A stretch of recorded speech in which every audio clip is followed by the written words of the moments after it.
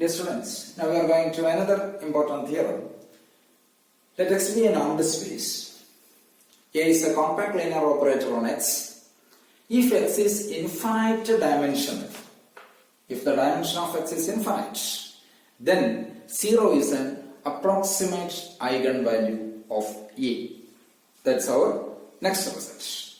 How to prove this one? So our proof is, in this, suppose dimension given, dimension of X is infinite.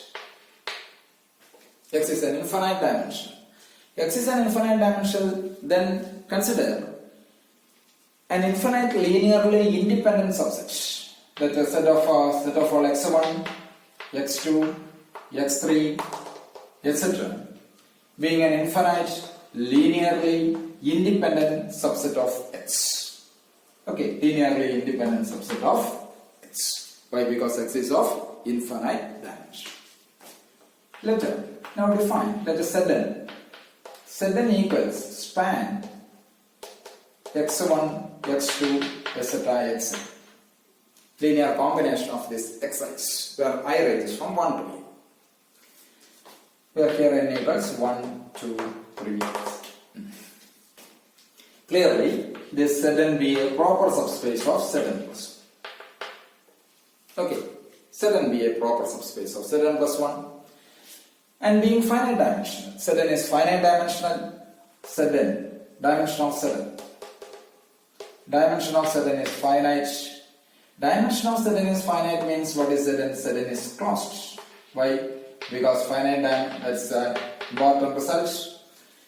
X be a normed space, Y is a subspace of X. That's the result. We know X is a normed space, Y is a subspace of X. If Y is finite dimensional, then Y is complete. That is, it is closed in X. Y is if dimension of Y is finite, then Y is complete. This is our norm result.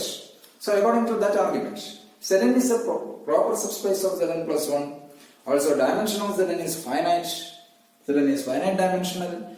So Zn is a closed subspace of X, closed in X. When it is closed in X, then by Rie's result. By Rie's lemma. What is Rie's lemma? There exists non-zero, or as by Rie's lemma, there exists some Zn plus 1 fall in Zn plus 1. Okay, Zn plus 1 fall in Zn plus 1 such that norm Zn plus 1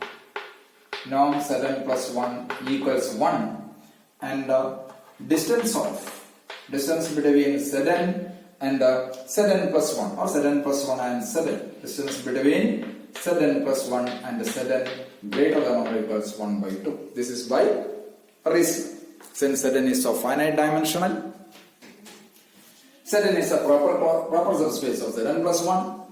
Because of the finite dimensional subspace of Zn is closed.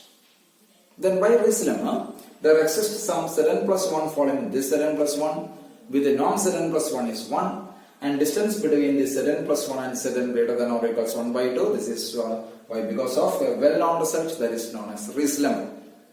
Okay. Now there is a assume. Now assume A is bounded below. A is bounded. Why this assumption? Because what is actually our requirement? Our requirement is to show 0 is an approximate eigenvalue. So K is an approximate eigenvalue of A. K following sigma A of A. K is an approximate eigenvalue of A means this A minus Ki is not bounded below. Okay. Here we prove A is bounded below. Sorry, 0 is an approximate eigenvalue. Instead of K, here it is 0. So to prove 0 is an eigenvalue, A is not bounded below. That is our requirement. Actual requirement is that. So for that, we assume A is not bounded below is our requirement. For that one, we assume A is bounded below.